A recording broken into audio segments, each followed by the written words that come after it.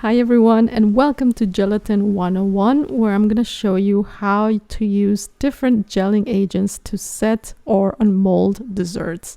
The most popular one is gelatin, of course. Now, unfortunately, not all gelatin is the same. The strength varies depending where you live, depending what is sold commonly in your country. So this is called bloom, and I'm going to talk about that property throughout this entire video, so stick around. There are basically different types of bloom: bronze, silver, gold, platinum, in ascending order.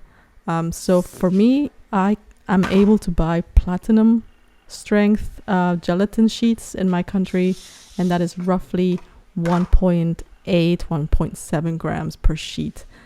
And lucky for us, the weight of each leaf or sheet is actually a great indicator to what strength it will have. So I have a table in the description box with all the various weight and strength levels for each of these types.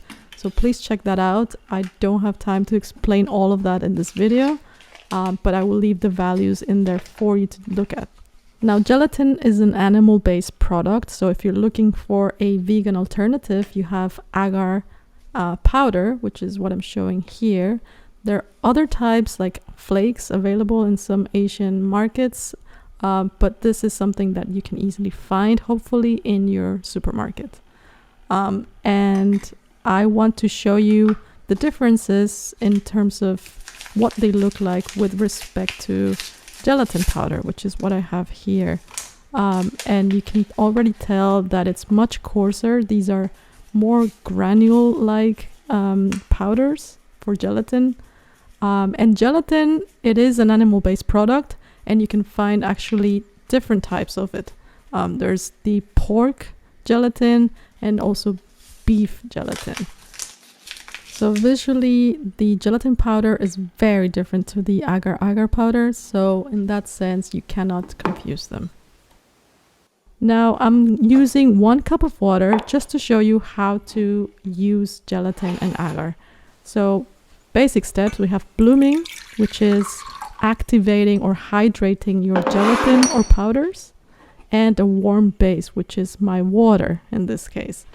But you could have milk or cream, whatever it is that you're making, like a panna cotta would be your warm base. The blooming is pretty much the same for any gelatin type. You just hydrate it for about 5 minutes and the sheets get super soft like this.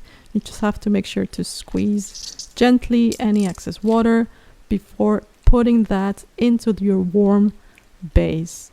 And all you do is stir completely until it's fully dissolved.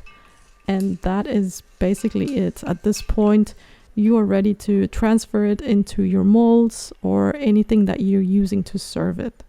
Now, for this experiment, I'm going to repeat the same steps with the same amounts for all 3 different gelling agents that I showed you.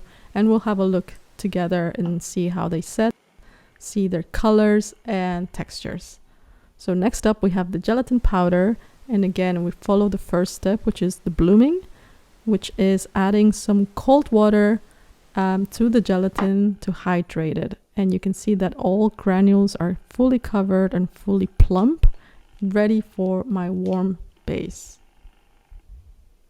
So I'm just going to scoop this out in and use the spatula here to just dump it into my warm base.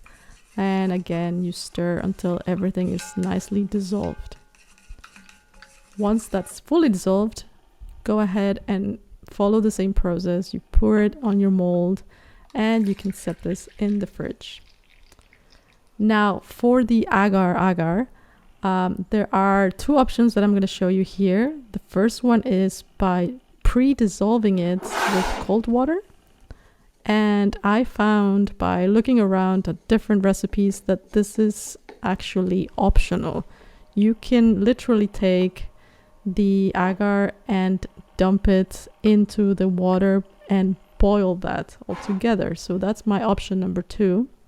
So again, option number 2 means add the agar powder to water and bring the whole thing to a soft boil and make sure everything is dissolved while you're doing that. And it's simpler, but make sure that you follow the recipe that you're looking at very, very closely. So the difference with the gelatin is that agar actually wants the whole thing to come to a boil, and gelatin doesn't like too much heat. So please bear that in mind. So once it comes to a boil, then take off the heat and you are ready to pour this into your preferred mold. Again, the quantities that I'm using for this experiment are completely random. I just want to show you how these gelling agents set, but please make sure to follow the instructions of whatever recipe you're looking at. So let's start off by looking at the sheet, the gelatin sheet version. This is what I have here.